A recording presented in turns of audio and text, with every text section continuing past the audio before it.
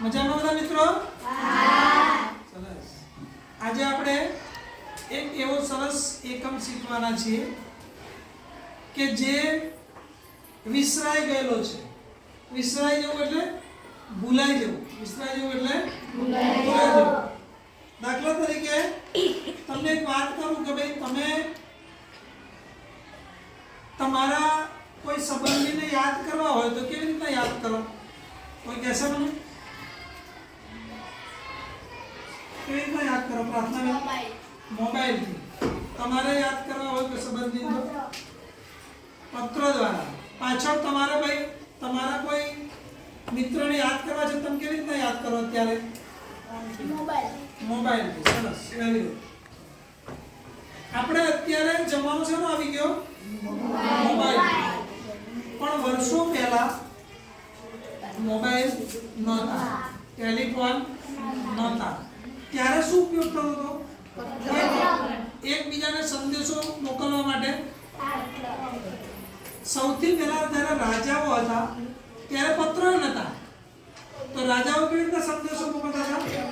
દૂત દ્વારા. કોના દ્વારા?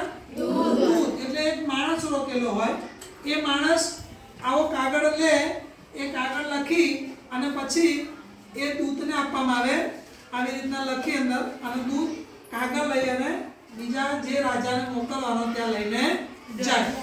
ત્યાર પછી કબૂતર દ્વારા સંદેશ, એટલે કોઈ કાગળ હોય એને ચિઠ્ઠી બનાવી દેવાની આવી રીતના, પછી બાંધી દે અને કબૂતરના ગળામાં બાંધી દેતા, અને એ કબૂતર ઉડતું ઉડતું ઉડતું જ્યાં પહોંચાડવાનું છે ત્યાં એ ચિઠ્ઠી પહોંચાડવાનું.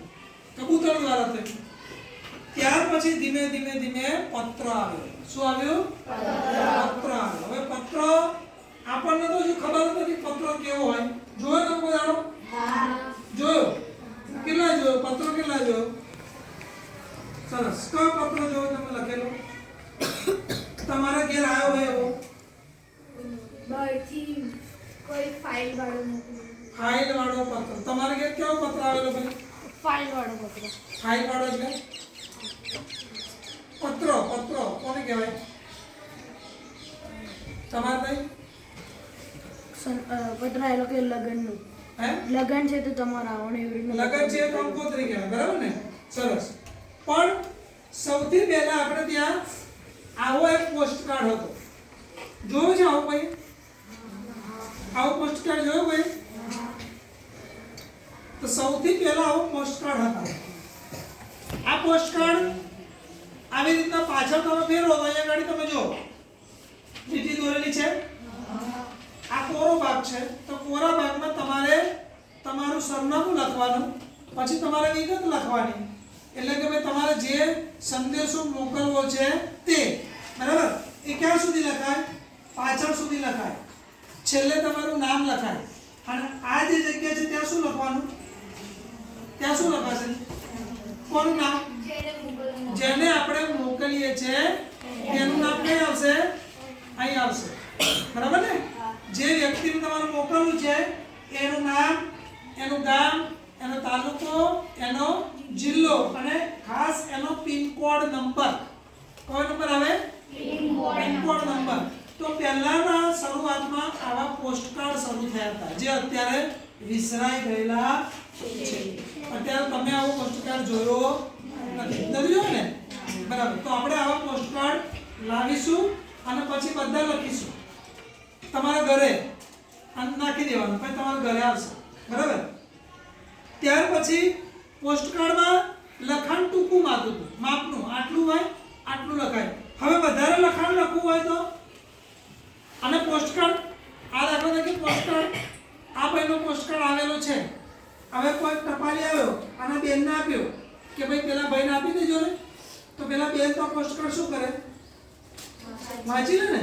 આ ખુલ્લો પત્ર હતો. આ કેવો હતો? ખુલ્લો. પછી ધીમે ધીમે એક આવો પત્ર આવ્યો. જો આનું નામ છે અંતર્દેશીય પત્રો. કયો પત્ર છે? અંતર્દેશીય પત્રો. અહીં લખેલું છે અંતર્દેશીય પત્ર કાર્ડ. બરાબર? હવે આમાં તમે આ આખા વિભાગમાં તમે લખી શકો. આ આખો જે ભાગ છે એમાં, અને પાછળ તમે જેટલું તમારે લખાણ લખવું એટલું લખી શકાય, બરાબર.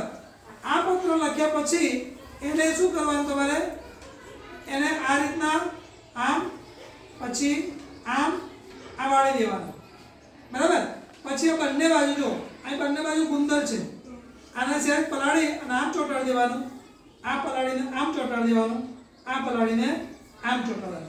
પત્ર કેવો થઈ ગયો, કેવો થઈ ગયો, બંધ.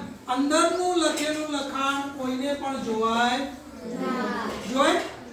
જો આમાં બધી શું છે, આમાં સરસ છે કે અહીંયા ગાડી તમારે મોકલનારનું નામ, એટલે કે તમે કોને મોકલો છો તેનું નામ, એનું ગામ, એનો તાલુકો, એનો જિલ્લો અને પિનકોડ નંબર. એ ક્યાં આવશે, આગળના ભાગમાં. હવે પાછળનો ભાગ છે, જો છે આ પાછળના ભાગમાં અહીં શું આવશે, કોણ કહેશે, આ પાછળના ભાગમાં કોનું નામ આવે, આપણું જે પત્ર મોકલે છે તેનું નામ કઈ આવશે, પાછળ. એનું ગામ, તાલુકો અને પિનકોડ નંબર લખવાનો. એટલે જેને પત્ર મળે છે એ આ પાછળ જોવે કે આ પત્ર મને કોને મોકલ્યો છે, એને ખબર પડે. એટલે બીજો પત્ર શરૂ થયો કયો, અંતર્દેશીય પત્ર, બરાબર ને. હવે આમાં પણ લખાણ થોડું ટૂંકું લાગે તો ત્યાર પછી આવ્યું એક આવું કવર. શું આવ્યું, આ કવર. હવે આ કવર ખાલી જ હોય, જો કેવું હોય, ખાલી. આમાં લખવાનું નથી. આમાં તમારે દાખલા તરીકે તમે આવો 4 પાનાનો પત્ર લખ્યો છે, બરાબર. હવે 4 પાનાના પત્રને તમારે સરસ રીતે વાળી અને પછી શું કરવાનું છે, અંદર શું કરવાનો, જો આ રીતના તમારે વાળી અને અંદર તમારે મૂકી દેવાનું, બરાબર. પછી ગુંદર છે એ ગુંદરને આમ સરસ રીતે બંધ કરી દેવાનું. ઉપર તમારે શું લખવાનું, મોકલનારનું સરનામું આપવું. પિનકોડ નંબર ખાસ લખવાનો કે જેથી પિનકોડ નંબર પર તેની પોસ્ટ ઓફિસ પકડાઈ જાય, ત્યાં આને મળી જાય. અને પાછળ આ તમારું બંધ થઈ જાય પછી પાછળ તમારે તમારું નામ લખી દેવાનું. તો આવું કવર શરૂ થયું. એટલે આમાં તમે ઘણી બધી વસ્તુ મોકલી શકો. હવે તમે દાખલા તરીકે તમારે કોઈને અરજી કરવી છે કોઈ નોકરી માટે, તો એમાં પણ આવું જ કવર આવે, પણ ઉપર તમારે એક બીજી પહોંચ આવે. શું આવે, એને તમારે આરપીએડી કરવું પડે. શું કરવું પડે, આરપીએડી કરવું પડે. હવે એનો મતલબ શું કે દાખલા તરીકે એક આવી પહોંચ તમારી આવે એ તમે આમ ઉપર જોઈન્ટ કરી દેવાની. હવે એમાં પણ તમારું મોકલનારનું સરનામું અને પાછળ તમારું સરનામું આવે. એનો મતલબ શું છે આરપીએડી કરવાનો, કે દાખલા તરીકે તમે વડોદરા મોકલો છો ટપાલ, એટલે વડોદરા જે ઓફિસમાં ટપાલ જાય તે પેલો વાંચે, પછી પેલું જે આ ઉપરનો કાગળ છે ને એના પર એને શું મારે, સિક્કો. અને એ પહોંચ છે એ પાછી જાય અને એ પાછી કોને મળે, આપણને મળે. કોને મળે, આપણને મળે. એટલે શું સાબિત થાય કે આપણી અરજી ત્યાં મળી ગઈ છે. તો આવી રીતના પત્ર વ્યવહાર શરૂ થયો. પછી ધીમે ધીમે મોબાઈલ આવ્યા. શું આવ્યું, મોબાઈલ આવ્યા. પછી ઇન્ટરનેટ આવ્યું, તાર આવ્યો, બરાબર. પછી એ વખત તાર ચાલતો હતો. તમારે ઇમરજન્સી કોઈને બોલાવો હોય ને તો તમે પોસ્ટ ઓફિસમાં જઈને તાર કરી શકો. એટલે તમે જે ગામમાં પોસ્ટ ઓફિસ હોય તમે તાર કરો એટલે ત્યાં પેલો ત્યાં સમાચાર આપી દે, એટલે ફટાફટ ત્યાં આવી જતા હતા. મોબાઈલ નતા એટલે પછી મોબાઈલ આવ્યા. એટલે મોબાઈલ પેલા સાદા આવ્યા, એકબીજાને વાતચીત થઈ શકે. ત્યાર પછી ધીમે ધીમે શું આવ્યું, એન્ડ્રોઈડ મોબાઈલ આવ્યા. શું આવ્યા, એન્ડ્રોઈડ આવ્યા. હવે તમારે અરજી કરવી હોય તો તમે તમારા મોબાઈલમાંથી પણ કરી શકો છો, બરાબર. નેટ આવી ગયું, ગૂગલ આવી ગયું. તો પત્ર વ્યવહાર, આપણો મૂળ પત્ર વ્યવહાર આવો છે કે ભાઈ જે અંતર્દેશી પત્ર, પોસ્ટકાર્ડ, કવર, આનાથી આપણે પત્ર વ્યવહાર કરી શકતા હતા.